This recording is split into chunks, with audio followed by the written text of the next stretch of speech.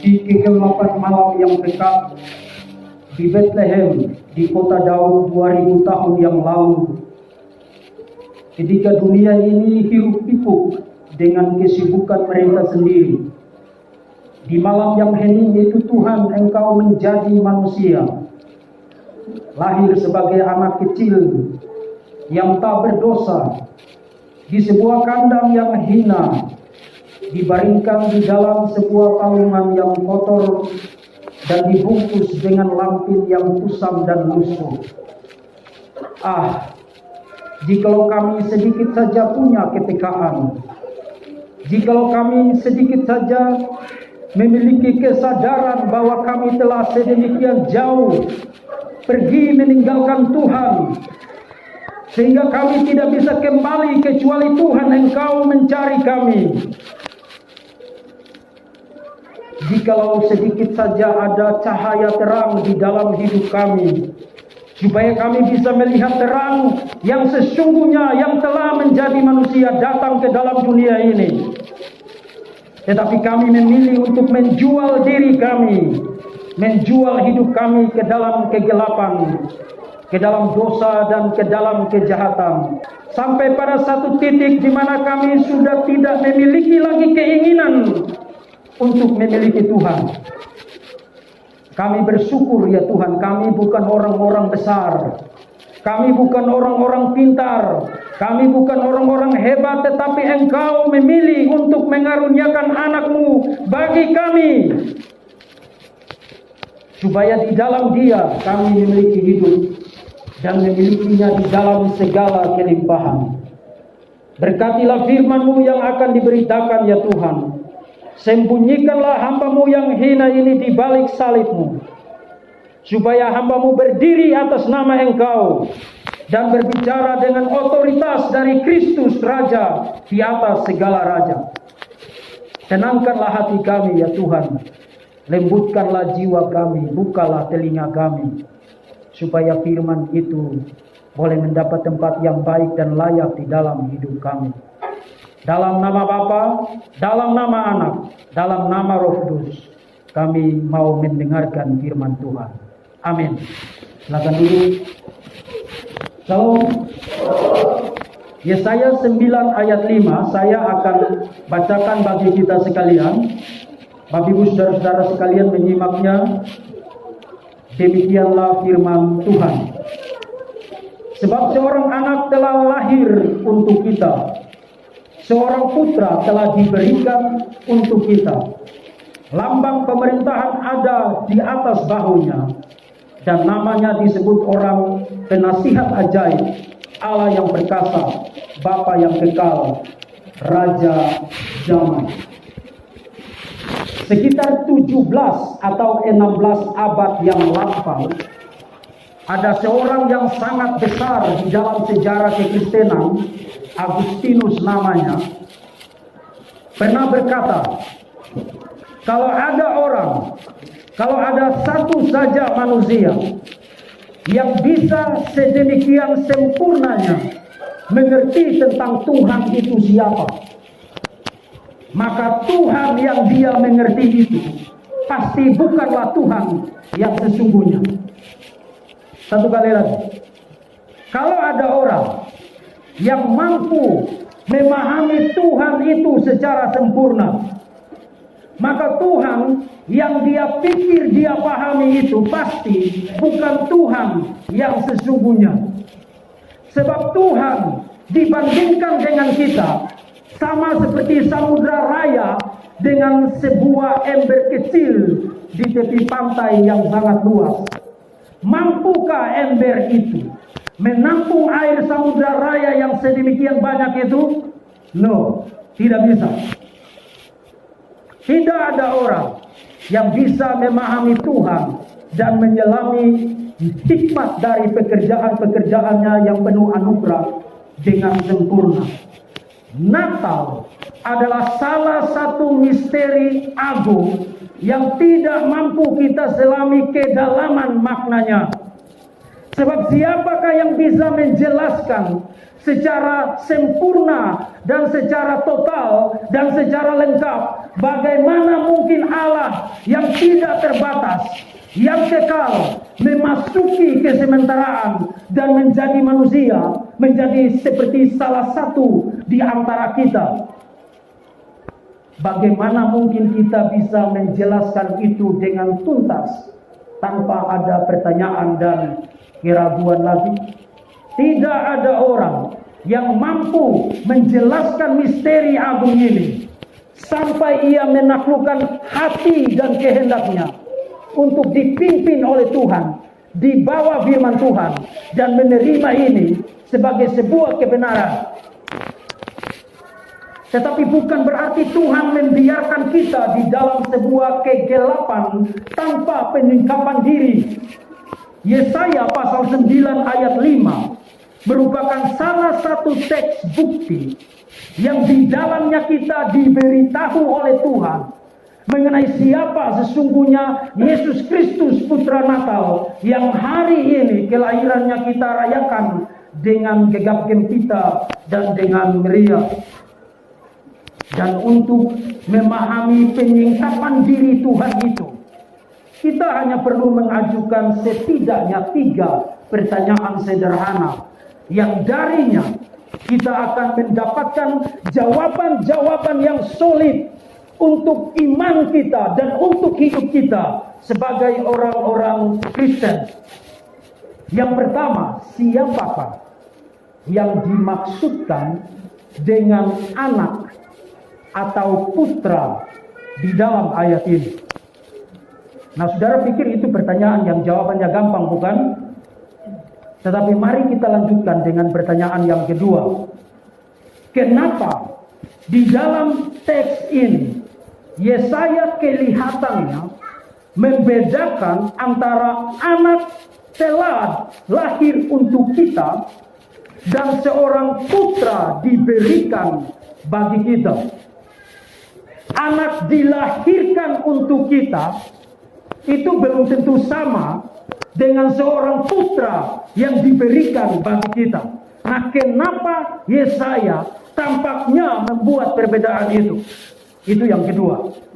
Dan yang ketiga,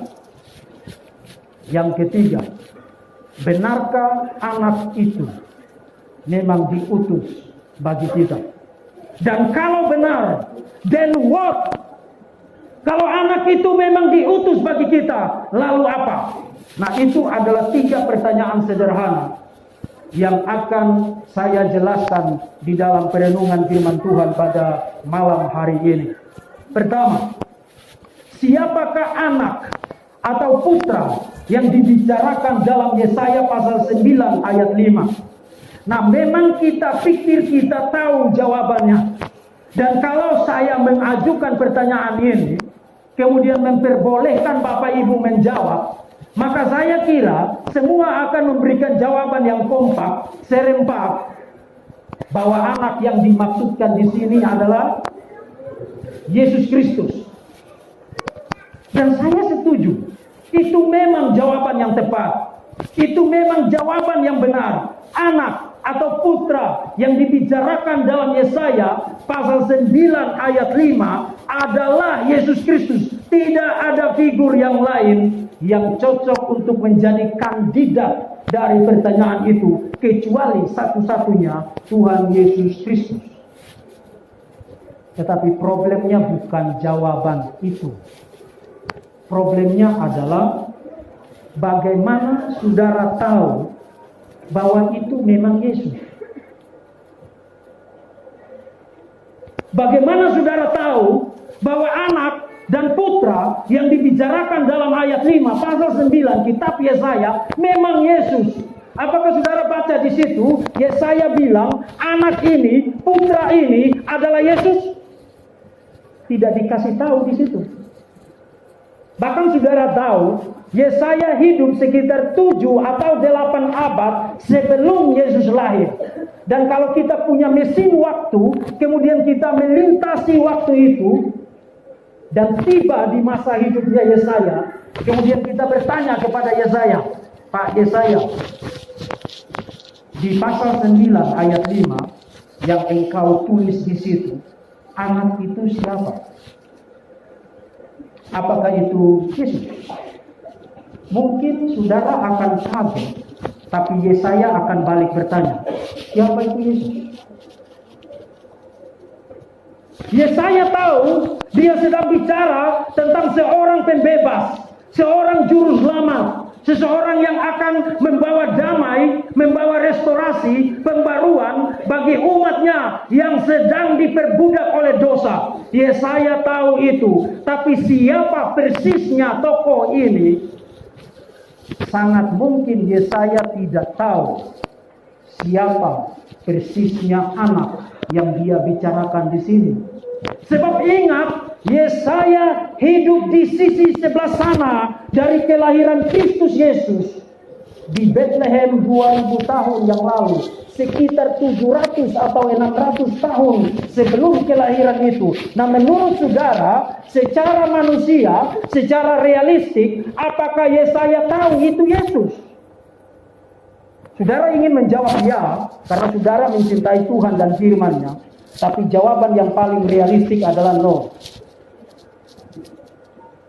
Yesaya tidak harus tahu untuk percaya bahwa Tuhan akan mengutus juru selamat di masa depan.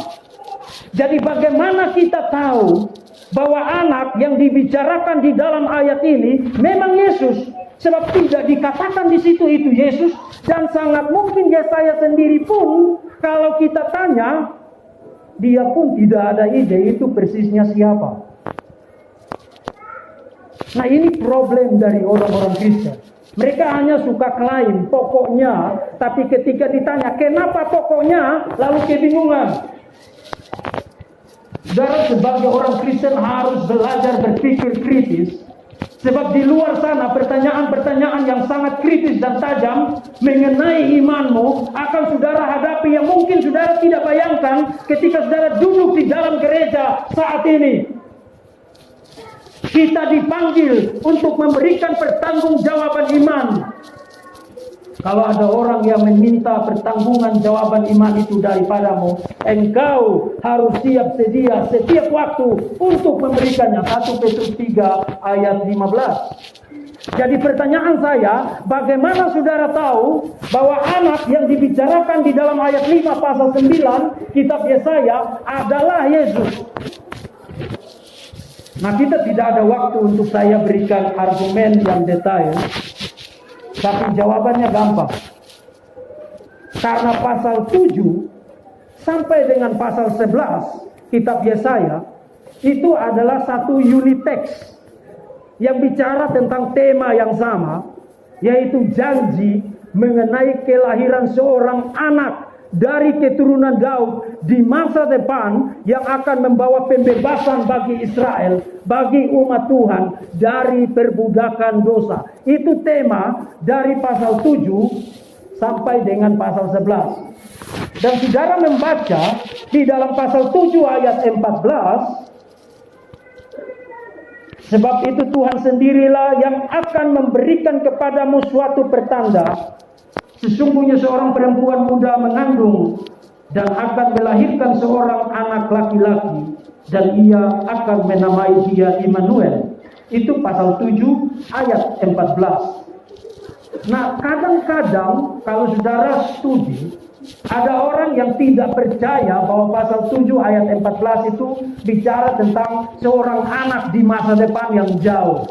Mereka berpikir bahwa anak yang dibicarakan dalam pasal 7 ayat 14 itu adalah anaknya Yesaya yang dibicarakan dalam pasal 8 ayat 3. Maher Shalal Hasbaz. Artinya kalau anak yang dibicarakan dalam pasal 7 ayat 14 adalah anak Yesaya dalam pasal 8 ayat 3, maka tidak ada nubuat di situ. Tetapi pasti bukan itu. Karena anak yang sama dibicarakan di dalam pasal 8 ayat 8 sampai dengan ayat 10 dan disebut sebagai Immanuel. Anaknya Yesaya tidak pernah disebut sebagai Immanuel. Kemudian di dalam pasal 9 ayat 1 sampai 7 yang di dalamnya ayat 5 yang tadi kita baca, anak yang sama dibicarakan lagi di situ. Kemudian pasal 11 ayat 1 sampai 5, anak yang sama lagi dibicarakan. Suatu tunas akan keluar dari tubuh Isai, dan taruh yang akan tumbuh dari pangkalnya akan berbuah. Roh Tuhan akan ada padanya, roh hikmat dan pengertian, roh nasihat dan keperkasaan, roh pengenalan dan takut akan Tuhan. Ya, kesenangannya ialah takut akan Tuhan. Ia tidak akan menghakimi dengan sekilas pandang saja, atau menjatuhkan keputusan menurut kata orang, tetapi ia akan menghakimi orang-orang lemah dengan keadilan, dan akan menjatuhkan keputusan kepada orang-orang tertindas di negeri dengan kejujuran. Ia akan menghajar bumi dengan perkataannya seperti tongkat, dan dengan nafas mulutnya ia akan membunuh orang-orang fasik. Ia tidak akan menyimpang dari kebenaran dan kesetiaan, seperti ikat pinggang tetap terikat pada pinggang. Jadi sekarang saudara sudah dapat ide koneksi antara ayat pasal 9 ayat 5, pasal 7 ayat 14, pasal 8 ayat 8 sampai 10, kemudian pasal 11 ayat 1 sampai 7. Itu adalah anak yang sama yang dibicarakan di dalam pasal-pasal itu. Dan saudara tahu bagian perjanjian baru mana yang mengutip pasal 7 ayat 14 untuk dikaitkan dengan Yesus? Ada yang ingat? Matius pasal 1 ayat 23 mengutip Yesaya pasal 7 dan mengatakan bahwa anak yang dijanjikan dalam pasal 7 ayat 14 kitab Yesaya adalah Yesus Kristus yang lahir dari seorang perawan, lahir dari rahim Maria. Dan kalau pasal 7 ayat 14 adalah Yesus, maka pasti pasal 9 ayat 5 adalah Yesus, karena itu adalah anak yang sama. Bisa lihat poinnya? Bisa lihat poinnya? Jadi kenapa kita percaya bahwa pasal 9 ayat 5 memang itu adalah Yesus? Karena di dalam pasal 7 sampai pasal 11 anak yang dibicarakan itu nanti di dalam perjanjian baru dirujuk dengan Yesus yang lahir di Bethlehem, lahir dari rahim seorang perawan, yaitu rahim Maria. Nah, itu pertanyaan yang pertama. Siapakah anak yang dimaksudkan dalam pasal 9 ayat 5? Saudara sudah tahu jawabannya, tapi saudara juga tahu kenapa jawabannya harus begitu. Yang kedua, kenapa tampaknya Yesaya membedakan antara seorang anak telah lahir untuk kita dan seorang putra telah diberikan untuk kita. Nah, banyak orang berpikir bahwa itu adalah apa yang disebut paralelisme.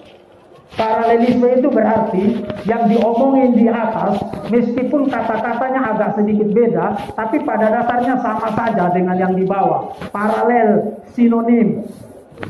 Banyak orang berpikir begitu, tapi menurut saya tidak. Saudara perlu membaca ayat itu dengan sangat teliti. Saudara perhatikan pemilihan kosakata yang sangat hati-hati dari Yesaya yang nanti mengantisipasi pewahyuan di kemudian hari di dalam perjanjian baru. Sebab seorang anak telah lahir untuk kita. Yang lahir itu biasanya manusia atau bukan? Manusia.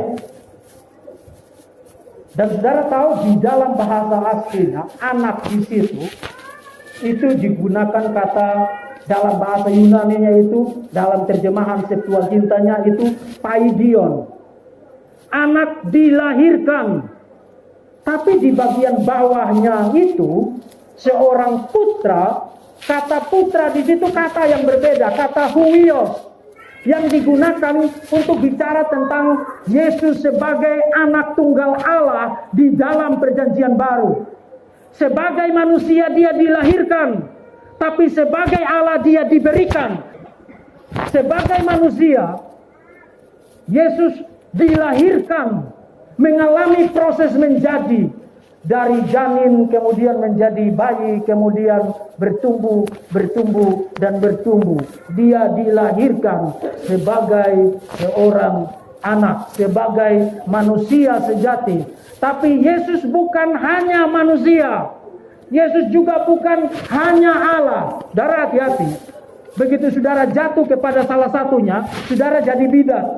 Begitu saudara hanya percaya Yesus itu hanya manusia, saudara bidat. Begitu saudara percaya Yesus itu hanya Allah, saudara juga bidat. Sebab pengakuan resmi gereja yang bersejarah adalah Yesus adalah Allah sejati dan manusia sejati. Dan di dalam pemilihan kosakata yang sangat hati-hati ini, Yesaya sebenarnya secara implisit sudah mengarahkan pikiran kita untuk mempertimbangkan teologi inkarnasi itu dengan sangat teliti di sini. Sebagai manusia sejati, yes, dia dilahirkan. Yesaya tidak menulis dan putra itu dilahirkan. Dia menyatakan putra itu diberikan. Putra itu dikaruniakan. Putra itu dianugerahkan. Yesus adalah Allah sejati dan manusia sejati.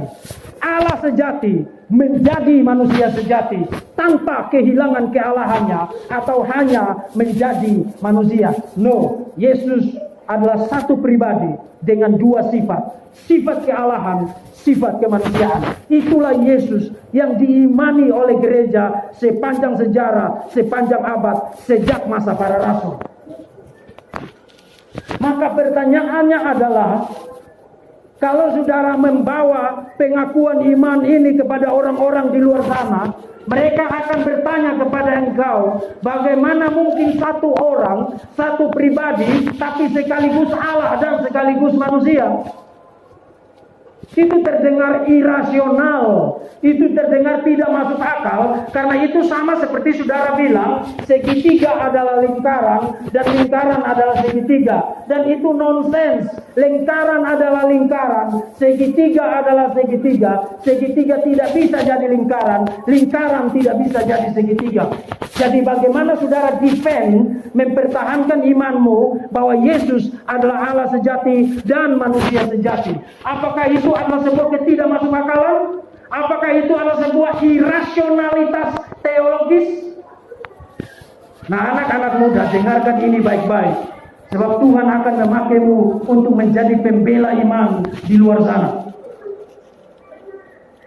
Apakah Allah sejati, manusia sejati dalam satu pribadi adalah sebuah irasionalitas? No. Bayangkan begini, saya menggambar sebuah lingkaran yang besar. Kemudian di tengah lingkaran itu saya tambahkan figur segitiga. Apakah saya mengubah lingkaran menjadi segitiga? No. Apakah saya mengubah segitiga menjadi lingkaran? No. Saya juga tidak membuat dua gambar yang terpisah di situ. Satu gambar, satu figur dengan dua bentuk yang berbeda. Dan itu bukan ketidakmungkinan logis. Itulah sebabnya waktu berbicara tentang inkarnasi Yesus, para pakar, para giant teologi, para pakar yang bertumbuh baik di dalam spiritualitas dan pemahaman akan iman Kristen, mengatakan bahwa waktu Yesus menjadi manusia, waktu Allah itu menjadi manusia, dia menambahkan kepada sifat kealahannya, sifat kemanusiaan. Dan itu sama seperti yang tadi saya gambarkan. Saudara punya lingkaran yang besar, lalu saudara tambahkan figur segitiga di tengahnya. Itu tidak mengubah apa-apa, itu hanya menambah sesuatu, tapi itu tidak merusak gambar yang semula. Jadi Allah sejati, manusia sejati, bukan ketidakmasukakalan, bukan irasionalitas. Yes, kita tidak bisa jelaskan itu secara sempurna, sama seperti yang diingatkan oleh Agustinus tadi. Tapi Tuhan memberi kita hikmat untuk memberikan jawaban terbaik, sehingga orang bisa melihat bahwa ini bukan iman yang tidak masuk akal. Sebab saudara kalau bisa combine dua figur yang berbeda menjadi satu gambar, then why, mengapa satu pribadi tidak bisa punya dua sifat yang berbeda?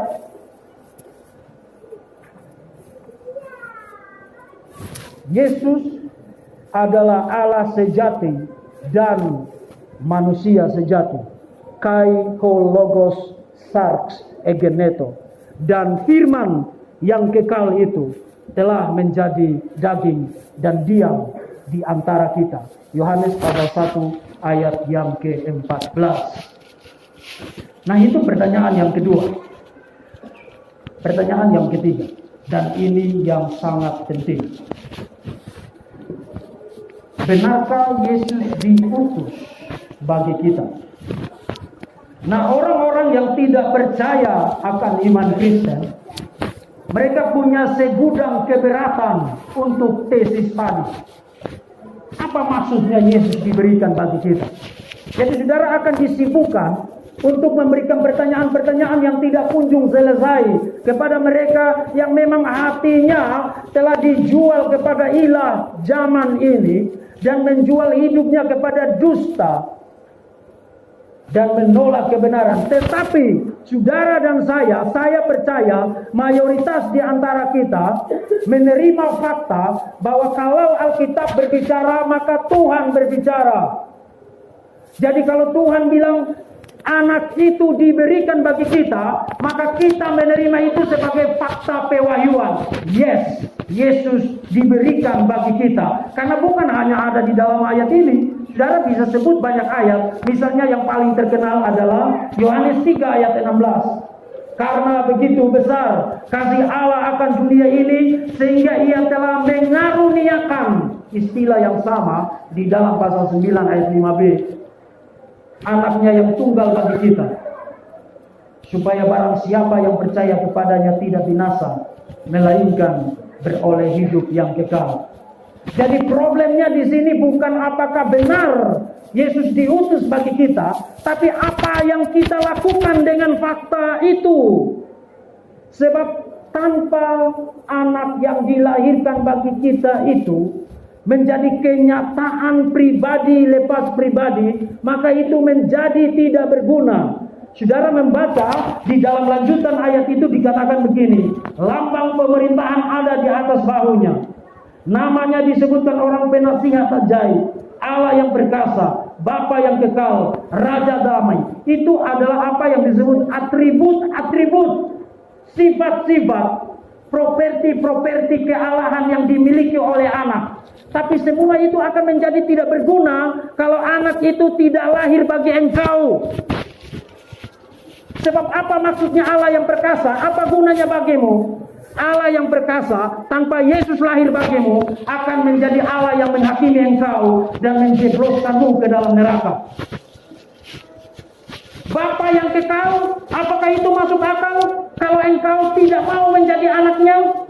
Dan atas legitimasi apa? Atas hak apa engkau menikmati keindahan kasih-Nya sebagai Bapa yang kekal bagi engkau? Penasihat yang ajaib, apakah itu juga masuk akal bagimu kalau hatimu sedemikian keras dan telingamu menjadi tuli dan otakmu menjadi bebal, lalu menolak firman Tuhan, menolak Yesus? Apakah gunanya anak itu disebut sebagai penasihat yang ajaib? Dia akan menjadi hakim yang sangat ganas bagimu. Raja damai, damai apa yang engkau bicarakan? Kalau sumber damai itu, Raja damai itu sendiri yang kau tolak dari dalam hidup. Jadi saudara perhatikan dua kata penting di situ. Bagi kita itu menentukan efektivitas kegunaan dari semua atribut-atribut yang dikaitkan dengan Yesus di situ. Lambang pemerintahan, penasihat ajaib, Bapa yang kekal, Raja damai, itu semua bergantung atas apa yang kita lakukan dengan bagi kita. Apakah Yesus lahir bagi kita atau tidak? Lahir bagimu atau tidak? Saudara, kesulitan kita bukan mengaminkan fakta bahwa Allah pernah mengutus Yesus ke dalam dunia ini. Kesulitan kita adalah menjadikan fakta itu sebagai kenyataan bagi pribadi kita lepas pribadi. Sebab yang sangat sulit di dalam hidup ini bukan menentukan apa yang kita inginkan. Mungkin kita tahu persis apa yang kita inginkan, tapi yang sulit adalah apa yang harus kita lepaskan untuk meraih apa yang kita inginkan. Yang sangat sulit dalam hidup ini seringkali bukan karena kita tidak tahu apa yang kita inginkan dan apa yang baik bagi kita dan yang bermanfaat bagi kita, tapi kita terkendala dengan banyak hal yang masih kita ingin simpan, kita tidak ingin lepaskan untuk mendapatkan apa yang kita inginkan. Saudara-saudara, mungkin Yesus telah memikat hatimu sama seperti Mahatma Gandhi pernah dipikat hatinya oleh Yesus. Tetapi kemudian dia melangkah keluar dari gereja dan tidak jadi percaya kepada Yesus. Karena dia punya banyak hal yang tidak dapat dia lepaskan untuk mengikut Yesus. Faktanya di sini bukan bahwa engkau tidak tahu Yesus satu-satunya juru selamat. Faktanya di sini bukan bahwa engkau tidak tahu kalau tanpa Yesus engkau masuk neraka. Engkau tahu itu. Tahu itu bahkan di dalam jiwamu. Bahkan itu mengalir dalam setiap tetes darahmu. Engkau tahu itu. Tapi ada banyak hal yang engkau ingin simpan dan tidak ingin engkau lepaskan. Dan itu menjadi halangan sehingga Sang Putra itu tidak lahir bagimu.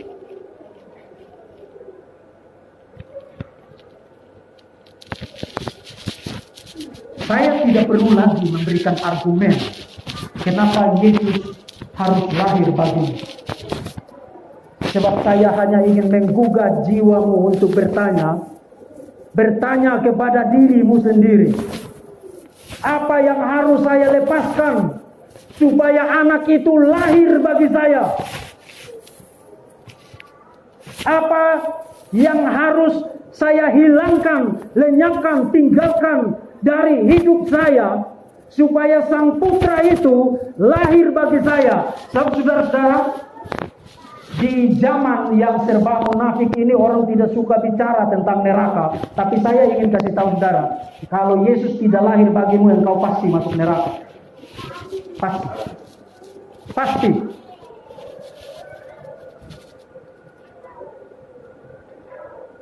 Di zaman di mana orang bersopan santun secara munafik ini, orang tidak suka bicara tentang dosa, penghakiman, dan neraka. Orang sedapat mungkin menghindar untuk berbicara tentang itu. Tapi saya berdiri atas otoritas Yesus Kristus yang telah memanggil saya untuk menjadi hambanya. Kalau engkau tidak percaya kepada Yesus, neraka adalah bagianmu, dan itu pasti.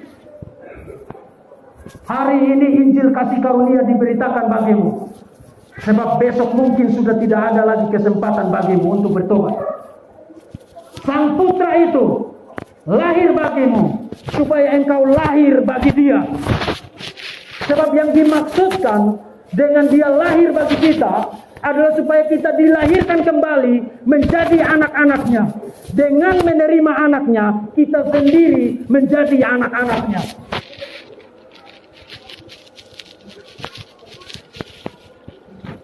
Kekasih Tuhan, ada di dalam gereja tidak menyelamatkan. Terlibat dalam pelayanan tidak menyelamatkan engkau. Minta maaf. Berkhotbah juga tidak menyelamatkan saya. Rajin ikut KTW juga tidak menyelamatkan. Memberi sedekah kepada pengemis di jalanan itu juga tidak menyelamatkan. Memiliki pikiran-pikiran yang cemerlang itu tidak menyelamatkan. Memiliki apapun yang engkau banggakan dalam hidup ini itu tidak menyelamatkan. Engkau akan diselamatkan kecuali kalau engkau dilahirkan kembali. Saudara pernah dengar George Whitefield, seorang pengkhotbah besar abad ke-18 yang merupakan tokoh kebangunan rohani abad ke-18 yang sejaman dengan Wesley bersaudara. Dia berkhotbah tentang tema dilahirkan kembali tidak kurang dari 3.000 kali. Lalu satu ketika ada orang bertanya begini, Pak Whitefield, kok khotbahnya lahir kembali melulu? Kenapa setiap kali khotbah selalu suruh orang untuk lahir kembali? Saudara tahu apa jawaban Whitefield? Because kamu harus dilahirkan kembali.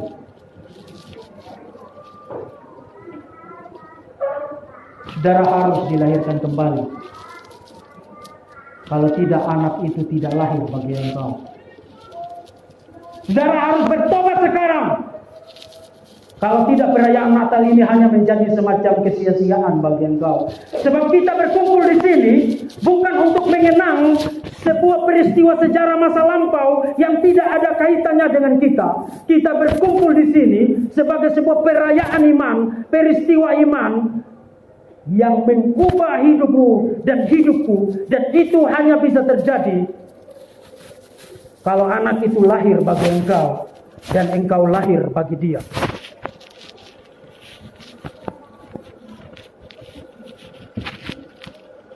Bagi engkau yang duduk di sana dan tahu bahwa jiwamu akan dihakimi secara kekal, yang tahu bahwa engkau akan menghadapi hakim di atas segala hakim dengan keganasan murka yang tidak dapat engkau tanggung. Bagi engkau yang telah menjual hidupmu kepada ilah dunia ini, yang menggadaikan hidupmu kepada kebohongan hawa nafsu dunia dengan segala kesenangannya dan berpikir bahwa Tuhan bisa engkau kesampingkan. Hari ini sebagai hamba Yesus Kristus, saya memberitakan Injil bagimu. Berilah dirimu didamaikan dengan Tuhan, maka engkau akan diselamatkan. Tanpa itu engkau akan binasa. Engkau tidak butuh kata-kata yang bagus dan menggugah dari sini. Engkau butuh melepaskan apa yang harus engkau lepaskan dan mengikuti pekerjaan Roh Kudus di dalam hatimu untuk menerima Putra Natal yang telah lahir 2000 tahun yang lalu, menjadi tonggak terpenting di dalam sejarah dan peradaban manusia, Yesus Kristus. Tanpa Yesus Kristus tidak ada pengharapan bagi dunia ini. Muhammad tidak menyelamatkan, Buddha tidak menyelamatkan, Konfusius tidak menyelamatkan. Yang menyelamatkan satu-satunya hanya Tuhan Yesus Kristus. Amin.